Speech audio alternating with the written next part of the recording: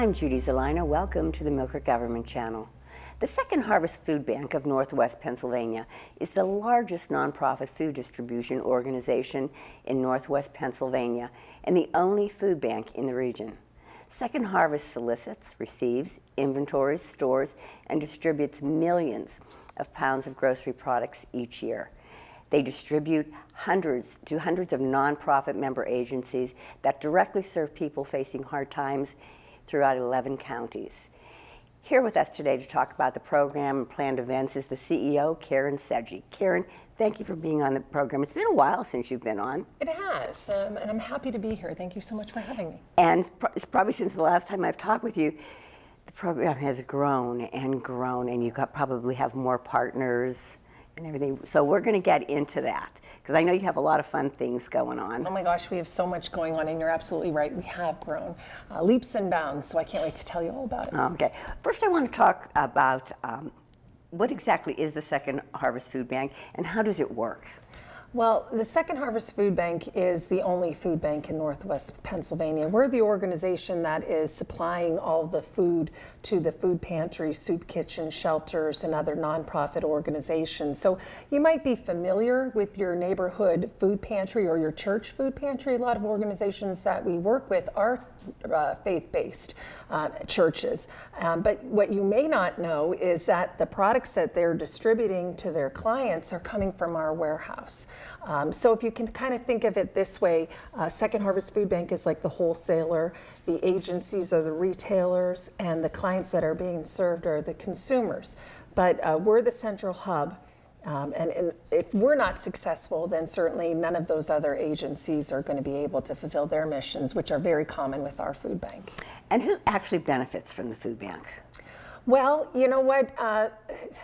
Anybody that is experiencing a difficult time, anybody that is considered low income, there are government income guidelines. But certainly, you never know somebody's circumstance. And one thing that I know that we talk about at the food bank, and what we encourage our agencies to, is to err on the side of generosity. If somebody's coming to you and saying that they need help, that's a very humbling situation to be in. And you have to live with your decisions. So you're never going to be wrong by helping somebody. So really, it could be somebody that's there temporarily because they've got a job loss or maybe an illness in their family and they just need some help getting some food on the table. Or maybe there are just people that are chronically unemployed, or unemployable, who are mentally ill, who have some type of disability and just can't seem to make ends meet. Those are the individuals that we're looking to help and the families that we want to help. Okay. Karen, I want you to pat yourself on the back. First off, your organization is wonderful. I mean, right next to the municipal building is Westminster Presbyterian Church, and you see so many grateful people on the day of distribution. But I want you to pat yourself on the back because about your charity rating. What did you just receive? Yeah, you know what? I am very proud of that. You should be.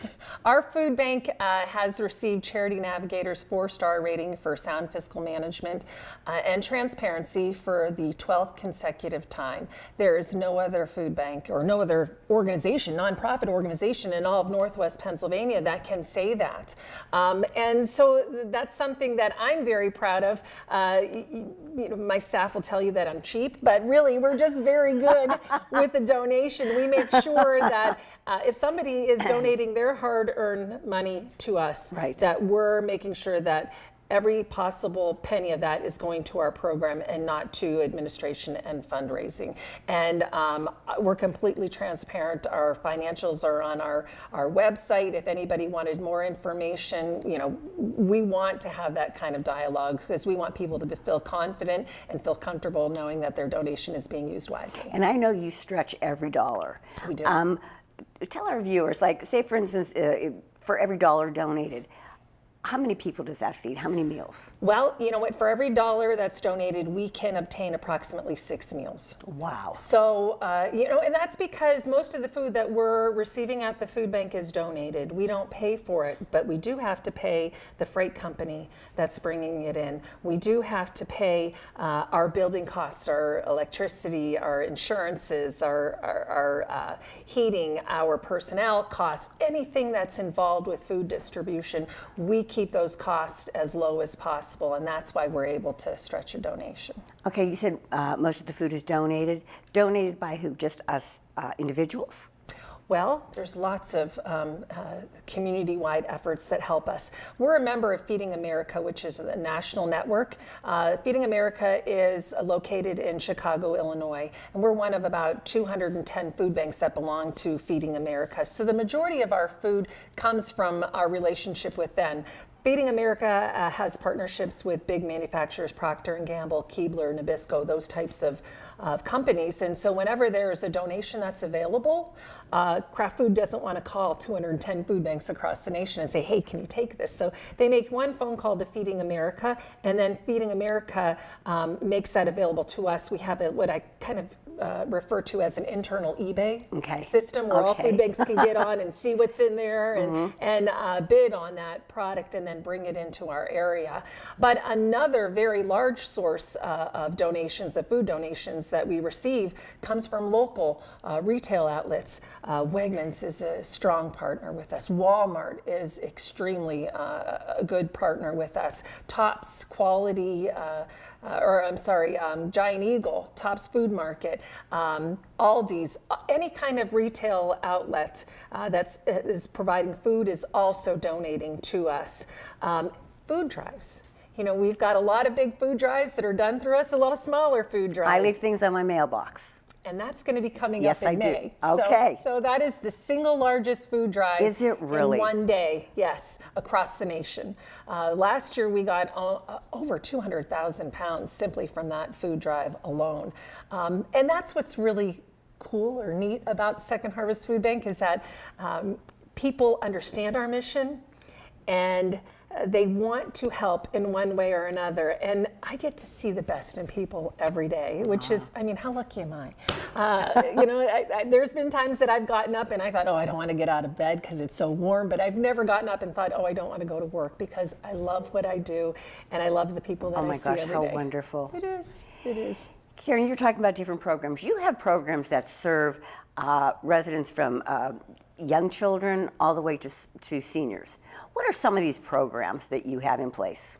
Well, our major program is what I had mentioned before, is we're providing the food to other nonprofit organizations. So that is a big chunk of what we do. But what we have learned throughout the years is that most of those agencies are staffed by volunteers. A lot of people who are retired, who are kind of taking that on as a full or part-time job.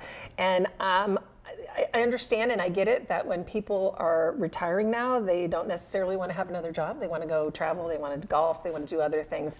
And so we've had to be creative in how we're distributing food. And so the path of least resistance sometimes is to just do it ourselves. So we have what we call a Produce Express, where we are taking food on our trucks and we are going to areas where there may not be a traditional food pantry and where there's definitely a need, or maybe a rural area, or maybe a food desert, and we're going and putting food on that truck, predominantly produce. That's why we call it a Produce Express. Okay. We have a commitment through our strategic plan to be providing more nutritious items, more dairy items, more low sodium items, fresh items. And so we are putting those types of items on our truck. We're recruiting volunteers to come and help us. We do some advertising ahead of time. People sign up, and then we're distributing that product right from our truck. What is interesting about that, as I mentioned to you, that we are committed to providing more nutritious, more fresh items. We work with 23 other food banks in the New York area, in the Pennsylvania area, the New Jersey area, and we have a associate food bank in Philadelphia called Philabundance that works with the Port of Philadelphia, where there's a lot of product being brought in, a lot of produce that isn't necessarily making it to its final destination. And so we are one of the food banks. We're getting a truckload of produce every week. Oh my gosh, that's wonderful. It's Karen, that's fabulous items. And it's a consortium. You know, we pay, we share in the cost, all the food banks, so that we can bring that product in. But it's averaging us about 22 cents per pound when you're thinking about cantaloupes and broccoli and peppers and onions and carrots. 22 cents per pound is a screaming deal. Yes, it And you're is. not going to get that anywhere. And these are all wonderful items, and I'm so happy that we're able to provide. And what we're trying to do is encourage people to eat healthier. Instead of reaching for those chips, reach for some carrot sticks. Yes. So that people will be healthier, they'll feel better, they'll lose weight, they'll be more active, they'll be more productive, and then hopefully more self-sufficient. So the Produce Express is one of our programs. I like that. I do too. I love it. I love it. And we do it all year round. You know, it doesn't matter how cold it is or how hot it is, and people come. You know, I've been there where it's been raining sideways and it's been cold, and there's still a line of people. And so that tells me that there is a need there. Yes, there People is. are not sitting in line for an hour or two because it's fun or they've got nothing better to do. They're there because they need the food. Exactly. So I'm very happy that we're able to reach people with those types of items. We also do a backpack program. You know, we've put a focus on childhood hunger. We have a backpack program in 33 school districts right now. I believe that's what I have at our last counting was 33 school districts. But right here in Erie, we have a backpack in every Erie County Public School, every school in Millcreek. We've got the Fort LaBeouf School District where we're doing a backpack. We're looking to branch out into other school districts where there's a need. We're talking with the Northwestern School District. We have one backpack there. We're looking to get another one in their other elementary school. But there are some schools that, and that's basically for the elementary schools. Okay. Where at our facility, our volunteers will pack a backpack. It usually has enough food to last a child for the weekend. 2 dinners, 2 breakfasts, 2 lunches, and 2 snacks. Enough for them to eat, but enough for them, not so big that they can't carry it home. Right. Because you got to think of those little kiddos with their backpacks. I know. You know, we try to Yes. keep it around 5 pounds because it's got to fit in there. And if we're not packing it at our facility, we sometimes partner with churches who will pack the backpacks for us and they'll deliver it to the school. So we try to get the community as involved as possible. People like it, makes them feel good. They know that it not only is it the right thing to do, but it's fun to do it. So for the elementary schools, that's what we do for them. Now, Karen, I just want we'll I'm get to the sorry. middle schools, but I just wanted to ask a question for the backpack program. How do the children know, the parents know that this is available to them, and how would they be able to have their child participate? How does that work within the school? Yes, the school is actually making the decision. They know their families. Okay, so they're the know- ones that will reach out and say, we Yes. have this available. Yes, they know Got who it. is who might benefit from a backpack. Right, okay. Because they're with their children every day. They know, and so that's their area of expertise. They know what they're doing. We let them figure that out, and then we work together to determine how many backpacks we can provide. Okay. But then in middle schools and in high schools, we're doing a school pantry, which is fairly new. Last year, we rolled it out into all of the area school districts, or I'm sorry, the City of Erie School District. And now we're in Girard. We've got a school pantry there. We've got one in Iroquois. We've got one at Corey, where the kids are older. And so it'll be a pantry where they can go there and they can make their own decisions. And what we try to do with those school pantries is also provide personal care items. There's times when kids are getting older, you know, their appearance is more important to them, and it's good for their self-esteem. Sometimes if their families can't afford food, they certainly can't afford things like deodorant and shampoo and toothpaste. So we try to have those types of items on hand for kids who need it, and then also some food items for them. And the kids can go in and kind of shop and take what they need. So, you know, I think that is a fantastic program. In one of the schools, Erie school districts, they also do a clothes closet. And so it kind of sparks ideas in other areas where kids might need help. And so, you know, the main thing is the food, though. You know? Exactly. That's what brings them there. Right. So there's lots of opportunities there. So we've got the backpack program, the school pantry program to kind of combat childhood hunger. Okay. And then, you know, we've got to think about our seniors. There's a lot of seniors out there who are on Social Security. They're not getting raises every year, although their costs are going up. They've got a lot of medical bills. And with their medical issue comes proper nutrition. So we have what's called the Commodity Food Supplemental Program, acronym is CSFP, our senior box program, and that has grown leaps and bounds. We pack 2,700 boxes every month. So if anybody's looking for volunteer activities, we don't have the staff to do that. It's such a good team building project to work on, and then you can see what you've accomplished at the end of it. We put about 15 to 25 items in a box, depending on what the menu is. And the federal government provides us that menu. It was always consistently 15 items, and they just recently increased the number of items in there. These are items that are whole wheat pastas, vegetables with low sodium, or fruits, canned fruits in their natural juices, not in heavy syrup. This is for a population that needs these types of items. And so our driver goes out and actually delivers these products to senior high-rise apartment buildings or to different agencies where people come and pick them up.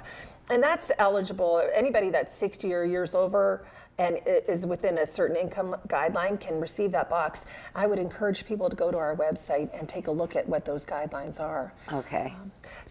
But one last thing, I'm sorry, there's so much to talk about with the food bank, is we have what we call the military share. Okay, what is that? I love this program. I did not serve in the military, but I've got family members who have, and I'm extremely grateful to them for their service. And you know, we want to make sure that we're helping our military personnel, whether they are currently active in the military or whether they are veterans. A lot of veterans, unfortunately, do not have the resources to pay all their bills and buy food. So we do a distribution. We've teamed with the VA hospital. We go to VA clinics across our region. We team up with the VFW. The VFW in McCain is a strong partner of ours. They volunteer at our distributions, but we'll go to the VA and serve veterans once a month with fresh produce, canned items, eggs, milk, bread, the staples that they would need. And we received a grant from the Veterans Affairs to actually fund that. And we're hoping that it's going to get renewed. But we go there every month, and then we'll go to different areas within our service area. We go to Warren, we go to Venango, we go to Meadville, we go to different areas. We've gone as far as Clearfield, wherever there's a VA clinic, because they're a wonderful partner, and they're providing the health or the doctor needs for veterans, and we're providing the nutrition. So it seems to work hand in hand. You have everybody covered. Well, I certainly hope so. But you know what? It's a big job. There's always ways we can do it better, and so we're always thinking about that. I'd like to talk about some of the events that you're planning throughout the year. You always have some fun things going.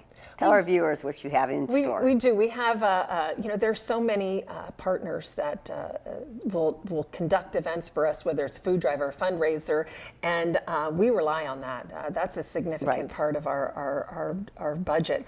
But then we also do some of those events where we're a little bit more active in it, and this year, we're actually doing one event that we're solely coordinating, which is called Empty Bowls. Okay. And this is really neat, too, because, we like to be collaborative. We like to get the community involved. We've got so many colleges, Mercier's College, Edinburgh University, Claytopia is helping us, Ellen Stoneware. They're providing bowls for this. And the idea of Empty Bowls is to provide a simple meal. We're providing soup. We've got soup donors who are helping us with this event. They're donating soup. So when people come to the food bank for our Empty Bowls fundraiser, they're receiving a handmade bowl. Okay. Which is really, really That's neat. cool. It yes, is. That is. It is in there. You can pick I love whatever bowl pottery. you want. Oh my gosh. I do too. I look at these bowls all the time and I can't figure out, because I'm coming with my family and I want to micromanage what bowl they get, and I can't figure out which one I like because they're all so nice. And so you get to pick out your handmade bowl. Okay. And there will be a simple meal served: soup, bread, cookies, and a beverage, to remind people that there are a lot of empty bowls out in our community. And sometimes this is all people have to eat, or sometimes nothing at all. So it's not only a fundraiser for the food bank, but it's an educational opportunity for us, where we can let people get involved and support our mission, and then empathize with those who are really experiencing. Now, this year's going to be a first time. It is. It's Okay. going to be in March 28th, and it's going to be at the Second Harvest Food Bank. We are only selling 200 tickets, and we haven't even really advertised for it yet, and we've already got half of them sold. So I would encourage, if that's something you want to get involved with, and then we're going to have tours of the food bank. We're going to have some entertainment there, just for people to come in and see our warehouse, see our operations. Viewers, if you're watching the program and the date is passed of Empty Bowls, keep an eye on their Facebook or their website, because this isn't the only event that they're going to be having throughout the year, and they'll probably have it next year. If you missed it this year, you could look for it next year. But Karen, what else do you have in place for this year? The partners that we work with, the grocery stores, Wegmans and Tops, they'll be doing Check Out Hunger for us. You know, we all go grocery shopping. Right. Who doesn't love, your local grocery Yes. store? So that's an opportunity for you to round up or to donate money to the Second Harvest Food Bank. There's the National Association of Letter Carriers Food Drive, which is always the second Sunday in May. I mentioned before that that's the single largest food drive that's conducted for any food bank across the nation. And I am so grateful to my mailman, because I know how much food he's carrying in that truck. He is, in addition to his regular Right. workload. So I am very grateful to the post office and those letter carriers who are doing this, because they're asked to do one more thing, and they do it so graciously. Yes, they do. And that makes a big difference for our food bank. And that food used to last us, throughout the summer. And because there is such there's a great need at the holiday times, but people aren't always aware that there's a great need in the summertime as well. I believe that. Well, yes. because kids aren't in school, they're not receiving their school lunch or their school breakfast. Parents now have to pay for daycare, a lot of them, if they're working. Right. And so there's a big need for our services in the summertime, and so that food drive really helps us out. But there's also the Highmark Walk for a Healthy Community that's coming up. And that's a nice event, because our peninsula is such a wonderful resource. And to go there, it's always a nice day. We take it for granted, don't we, Karen? We do. And just to be able to experience the walk and find peace with yourself, and they do a great job there. And that's become a big event for us as well. So Highmark is a good partner of ours, and many other organizations. And it's at that time of the year where everybody's just getting over winter. You want to get out, you want to get active. Walking is a good thing to do for the Second Harvest Food Bank. Karen, you have so much going on, so many events, so many programs. How important are volunteers to your organization? You know what? People often ask me, how can we help the Second Harvest Food Bank? And there's three ways to help, really. One would be to make a monetary donation. One would be to be involved in a food drive or donate food to the Second Harvest Food Bank. But really, the most valuable thing that any one of us has to give is their time. We never have enough time. Right. I can't tell you, I don't have enough fingers and toes to tell you how many times I've said, there's not enough time in the day. There just isn't. So for people to set aside some time for the Second Harvest Food Bank and volunteer is a blessing to our organization, because we have a small staff. There's a lot of times we're getting food because a manufacturer can't sell it for one reason or another. Right. So we need somebody to inspect it. We need somebody to pack it. We need those CSFP boxes packed. We need those backpacks packed. We need people to go through and sort and coordinate and help us with office work and with all these different events. We've got opportunities for everybody. It's not necessarily Monday through Friday from 8 until 4 when we're typically open. We also have evening hours on Wednesdays and Thursdays. We're open till 8 o'clock, and we're open all day on Saturdays, because we've recognized that there are a lot of people who are working during the day who want to come and volunteer, but they can't. And I get that. So now we're open, so you can come with your family one Saturday out of the month. Your child is young as 6 years old. We have a relationship with Smith Provision. They provide hot dogs, so you can come and volunteer and have a hot dog. Who doesn't love Smith's? And then, do something good for your community. And I think it's important that children learn at a young age that giving back to the community is a good thing and I something agree. that we should I be doing. agree. It Karen, teaches them a lot of life lessons. You do such a marvelous job. I can't thank you, your staff, and your volunteers enough for all that you do. There are times, you. especially like you were saying, there are people that are in a temporary situation, and it's very hard for them to have to ask for help. Yes. Because they've never Yes. had to before. You guys are gracious and just absolutely wonderful. Thank you so much for everything that you do. Thank you. I appreciate that. It's very nice. And thank you. I know you are one busy lady, but thanks for coming on the show today and letting our viewers know all the different programs that you have available.